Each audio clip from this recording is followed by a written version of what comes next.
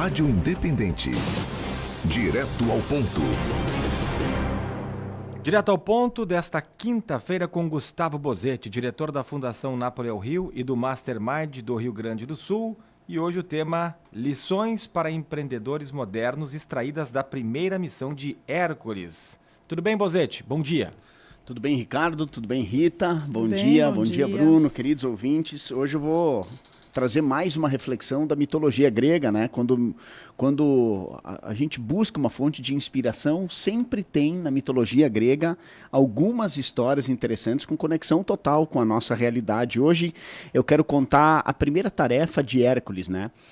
Hércules foi uma figura que foi conhecida por cumprir 12 tarefas para se redimir de um ato que ele teve, e ele cumpriu 12 tarefas, e cada uma dessas tarefas revela uma série de virtudes. A primeira tarefa que Hércules teve que cumprir para se redimir daquilo que ele tinha feito foi matar o leão de Nemeia.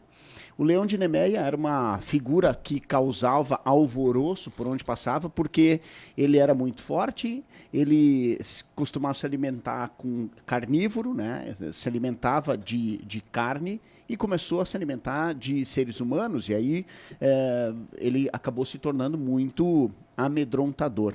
E aí quando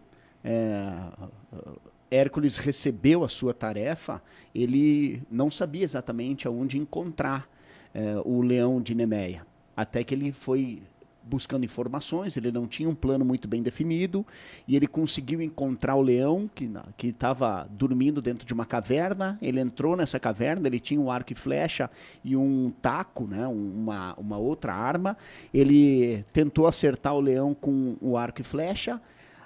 A pele do leão de Nemeia era muito grossa, então a flecha não perfurou a pele. E aí o leão acordou, avançou sobre Hércules. Hércules tentou se defender com a outra ferramenta que ele tinha, não conseguiu. E ele teve que usar de uma ferramenta de uma artimanha que ele nunca imaginou que ele fosse usar para eliminar o leão, que foi sufocar. Ele, com a sua força, estrangulou o leão de Nemeia. E aí depois ele percebeu que a pele do leão era muito forte, impenetrável a ferramentas usuais, naturais, e ele acabou cumprindo com aquela primeira tarefa, e ele pegou a unha do leão e cortou a pele e acabou usando como um escudo, como uma fonte de proteção, para que ele pudesse cumprir as outras 11 tarefas de Hércules. E existe uma série de lições sobre essa missão de Hércules que nós podemos utilizar como uma reflexão, como uma fonte de lições, de ensinamentos para o nosso dia a dia. Compreender a natureza do desafio é uma coisa muito importante para nós que empreendemos. Saber qual é o tipo de adversidade que nós vamos enfrentar. Nós já escutamos a expressão de matar um leão por dia, por exemplo, e o que é esse leão? É resolver um problema, é atingir uma meta, enfrentar as adversidades. Qual é a natureza da adversidade que nós vamos enfrentar? Outra reflexão é que nem sempre as ferramentas que nós temos ao nosso alcance ou conseguirão nos ajudar a atingir o nosso objetivo. Então nós precisamos buscar outras ferramentas, encontrar outras soluções para atingir os nossos objetivos. Saber se aconselhar, saber lidar com o inusitado, ter resiliência para lidar com o novo que virá, capacidade de adaptação, são uma série de lições que nós podemos tirar dessa reflexão do leão de Nemeia, que foi a primeira tarefa de Hércules, né? Então a dica é para que a gente estude um pouco mais essa lição, essa tarefa, e extraia. Inclusive no texto eu trago algumas reflexões sobre uma conexão dessa história da mitologia grega com a nossa realidade atual, com o mundo contemporâneo, né? E como é que está essa situação no mercado atual? Você traz aqui como uma lição para empreendedores modernos, mas eu diria que não é só para empreendedores. Muitas vezes é para o pai, para a mãe de família, é para o funcionário, que se não der tudo que ele tem, ele pode não permanecer numa empresa. Como é que você vê hoje o cenário das pessoas que estão no mercado de trabalho ou aquelas que até não estão, e talvez não estão porque não estão querendo matar um leão por dia? Exatamente. Tu sabe que ontem, enquanto eu pensava sobre o que escrever, surgiu na televisão uma notícia de uma porta do avião da Boeing que se desprendeu da aeronave num voo comercial nos Estados Unidos. E eu fiquei pensando, poxa, se a Boeing sofre com esse tipo de adversidade, imagina as empresas. O que está acontecendo no mercado? Nós estamos enfrentando cada vez um mercado mais concorrido, cada vez tendo que fazer mais com menos, e isso precisa ser muito bem dosado. Isso traz algumas oportunidades para nós, empreendedores, né, para quem está inserido no mercado, e se for um colaborador, por exemplo, ele pode encontrar, com um esforço extra, uma oportunidade de ocupar um espaço diferente, né?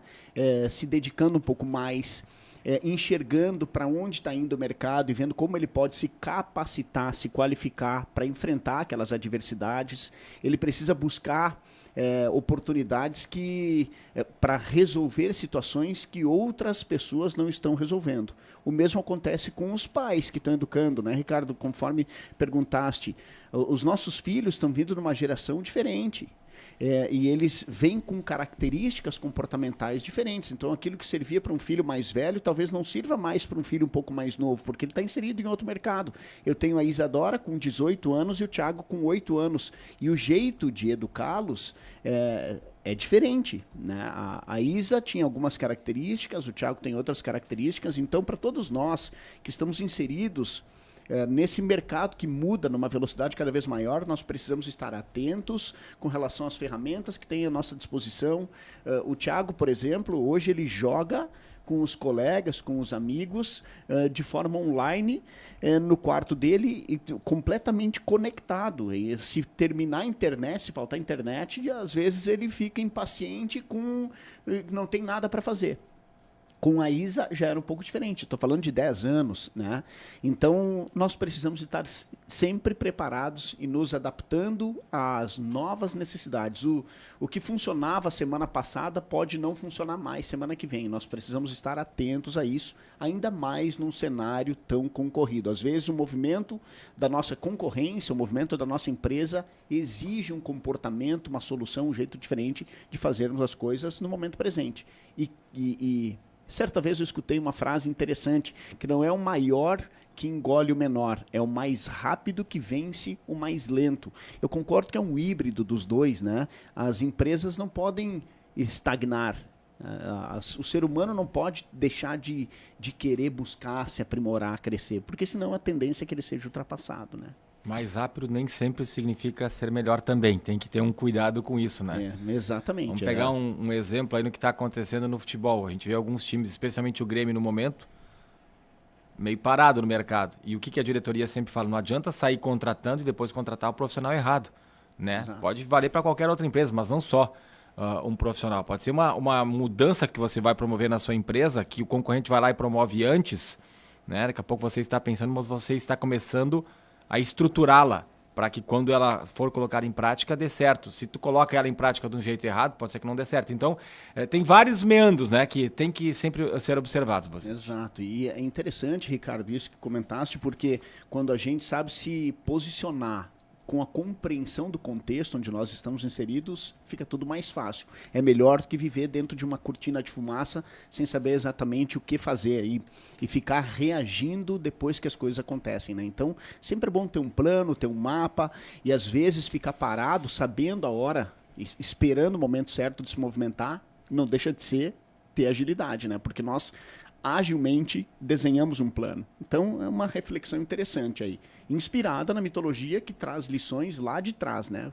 São atemporais as lições da mitologia grega, né? Gustavo, muito obrigada. Valeu, Rita. Um abraço, bom carnaval para todos, né? Bom descanso para quem vai descansar, boa folia para quem vai fazer, né? Isso aí. Bom carnaval aí para ti e para tua família e até a próxima, né? Até a próxima. Gustavo Bozetti, diretor da Fundação Napoleão Hill e Mastermind Rio Grande do Sul, participa conosco sempre às quintas-feiras no Direto ao Ponto aqui do Troca de Ideias.